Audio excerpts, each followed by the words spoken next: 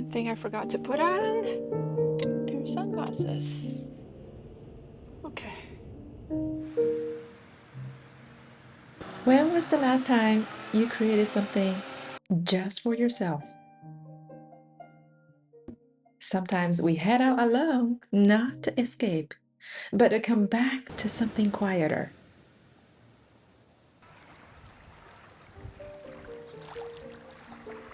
A trip just to see, to breathe, to photograph with open eyes. This was my solo trip just for that. I'm going on a road trip by myself, without family, kids. The journey starts well before the trailhead, with energy, intention, a promise to keep your eyes and mind open. Getting onto the freeway, going to the Olympic National Park. You see, I'm sitting in the shade today. My background is a lot brighter than me. This is typically the worst night. You don't want your subject to be a lot darker than the background.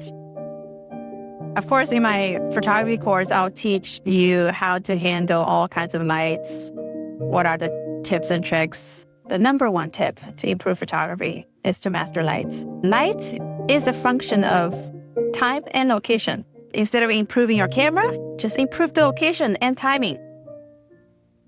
Same subject, same place, you can totally improve your pictures simply by changing the photo time to a different hour or facing a different direction.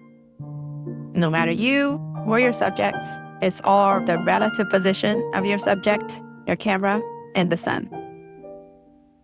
Your smartphones these days give you ready-to-use pictures and video footages because they already retouched for you. Everything's done. And when I talk about the contrasty light situations, it already gives you this HDR effect. You don't have to do anything about it. So it's so convenient and it's small, so light. It's in your pocket. Yes, I use my smartphone all the time too. However, if you want to truly become a photographer and have much higher quality after being able to control your camera like a photographer, then smartphones have limitations. For example, freezing the fleeting moments in a split of a second when you have to be extremely fast, considering your camera's position relative to the sun, relative to your subject, and composing with the right focal length and controlling what to focus on. All these kind of things are not something you can easily maneuver on a smartphone. And that's why I'm still using my big camera and still enjoying it. Earlier in the week, I hiked the Sol Duc Falls trail, one I've walked many times before. But this time, I came alone. Not for new discoveries, but to remember the quiet rhythm of the Olympic National Park. I arrived at the Sol Duc Falls in the soft light of late afternoon. I didn't bring a big tripod, just a small, reliable one. It's light and keeps me moving. Most come here for the falls, but sometimes what's downstream tells a softer story.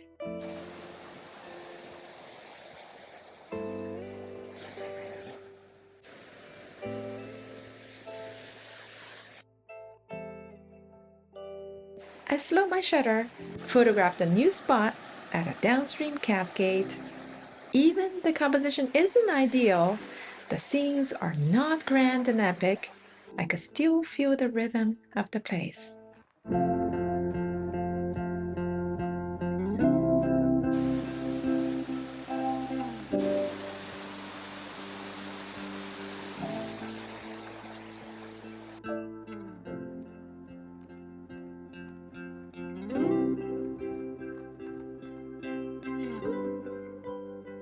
It's 1 hour before sunset.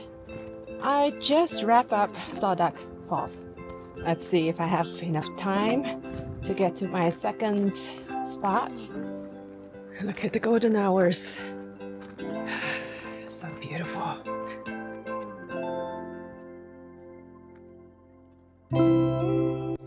I did reach Crescent Lake, but the sky was flat. No golden glow, no dramatic clouds. Just a gray mirror, still and unbothered. I didn't take many photos here, and that's okay. Sometimes photography isn't about making a shot. It's about showing up, scouting, Bird! I see it! embracing possibilities. It's about enjoying the process and accepting whatever the outcome. I didn't come here to chase a portfolio. I came to notice, to connect, to remember that every ordinary place or ordinary subject could hold something special. So Olympic National Park is a beautiful national park. It's the 6th largest national park in the U.S. on the continent. I'm not talking about the largest U.S. national parks. Pretty much all of them were in Alaska. We were fortunate to have visited Olympic National Park literally a couple hundred times during the last 5 years. We moved here during COVID. While we were not traveling far, we pretty much went to Olympic National Park 3 or 4 times a week. I wouldn't want to say I covered every inch of the park, but we have visited enough of the park to know that I know it relatively well, better than most of the tourists. So my favorite part of the park is Crescent Lake, Sol Duc Falls. Sol Duc Falls typically will close in October. It will reopen sometime in the spring. Whereas Crescent Lake and nearby another waterfall, Merrimack Falls, are open all year round. Most people visit Merrimack Falls in the summer. If you don't go there early in the morning, it will be very tough for you to find parking. Whereas Sol Duc Falls is a little far out and it's much more beautiful. And there's another waterfall called Medicine Falls, which is close to here. Anyway, I have photographed all these places and have written quite a number of blog posts. I'll share with you my blog post link in the description of this video. One of the nicest things about this national park is the drive itself is a joy. This is a national park worth visiting all year round. Even in the winter, you can go to Hurricane Ridge to ski. It's not a ski resort, but if you wanted to go to somewhere without big crowds, and if you're a good skier, you can totally go there. Just make sure you have the tire chains. I would say the worst time of the year to visit Olympic National Park is February. Every single February, I went on Hurricane Ridge. We stayed no more than 5 minutes because of the blizzard. There was one time I stepped out of the car. I couldn't even stand still.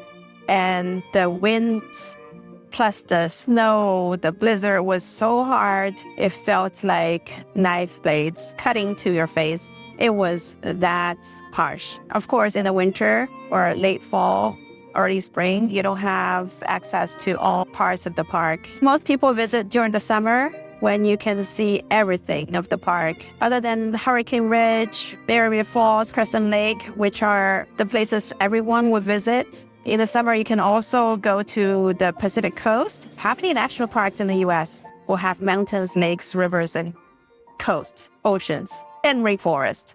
In the summer, you can also go to Keenan Lake, which is on the southwest part of the park. Also very beautiful. And my favorite beaches, Ruby Beach, Rialto Beach, La Foch. You can also go to the northwest point of the United States continent, which is Neah Bay. There are some very nice hikes over there as well. So there are all kinds of locations you can visit. If you know how to do camping and are not on a set schedule, you can easily spend 1 or 2 weeks to tour different locations of the park. As I mentioned, I'll leave you a link down below in the description, my favorite locations of Olympic National Park, so you can check it out.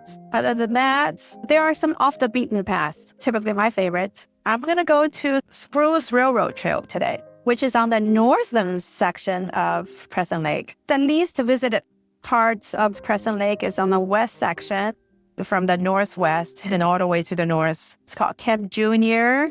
David Road, and that will also give you a nice hike connecting to Spruce Railroad Trail, which you enter from the east side. That part of the Crescent Lake is my favorite. So now I'm hitting the east section of Crescent Lake. There is a very nice stop. It's called East Beach. If you like to swim, Crescent Lake is a glacier lake. It's cold. Not every section of the lake is shallow enough for you to swim. East Beach is a very nice place for you to swim. Although you see lots of branches or leaves in the lake, it doesn't look as clean, but the water itself is very clean. If you want to go to East Beach, you just turn left here, go down a big slope, and right there, you'll see the lake. But I'm going to Spruce Railroad Trail, which is a hiking trail on the north side of the lake. You see, the drive is so quiet. I'm the only car on the road. Of course, right now, it's not really the best timing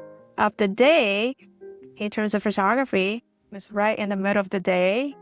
The sun is above you. If you're serious about photography, picking the right time, picking the right light is so important. But I'm going for a hike, so it should be okay. Maybe I should take off the filter for my Osmo Pocket 3 because it's dark here. All right, I need to pay attention to the signs. You see, it's pretty narrow. You don't want to do a U-turn if you miss a turn.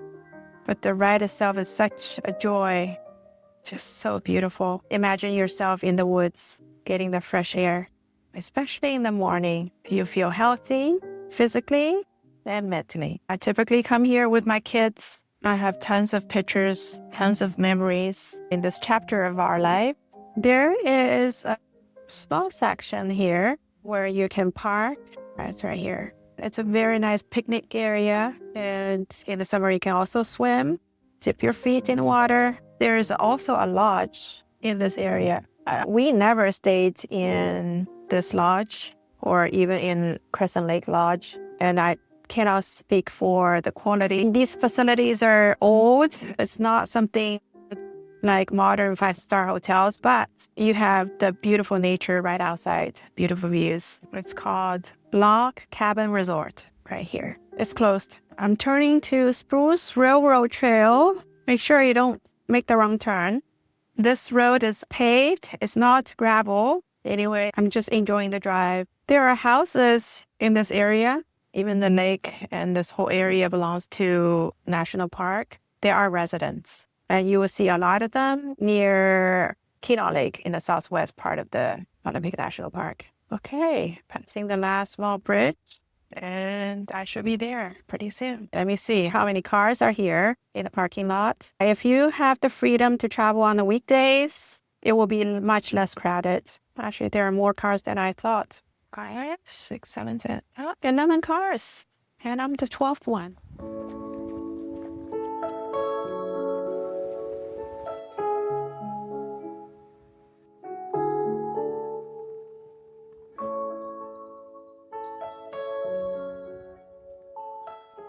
Midday, the light is far from ideal. Flat, harsh, indifferent. But the lesson is here too. You don't need epic scenes to make a photo. You just need curiosity.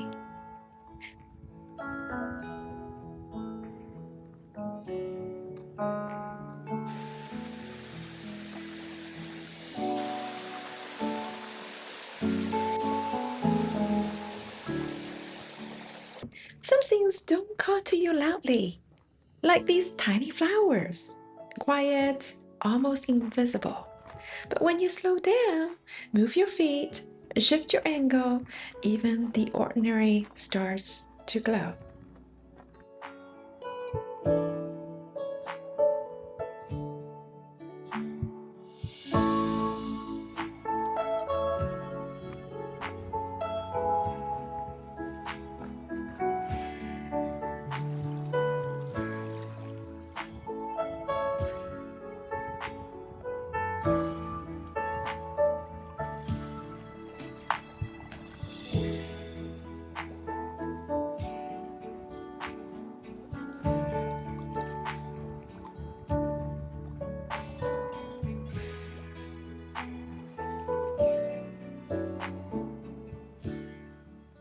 even light, still subjects. These are not challenging photo scenarios, but you can still practice. It's not about what you see, but how you see. Sometimes you don't need a grand composition, just the right moment. One small shift, and a sun star appears like a gift. This hike wasn't for the portfolio. It was for the practice of seeing, of connecting with the present moment.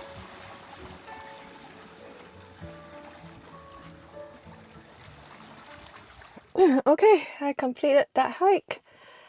Took me 3 or 4 hours, maybe. The hike is not very long, but I went pretty far. I did practice, find extraordinary from ordinary. And exercise, I wanted to remind myself to do it once in a while. So, yeah, I'm gonna share with you the pictures I took.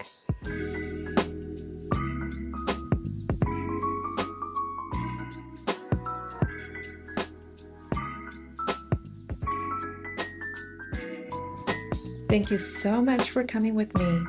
If this video resonates with you, you will love what I share inside my course, Document Happiness. You'll find all the details in the description below. And if you enjoyed this video, please like and subscribe or share with any friends who love photography, travel, or both. And leave me a comment and let me know what you'd like to photograph most, what you'd like me to share in the next video.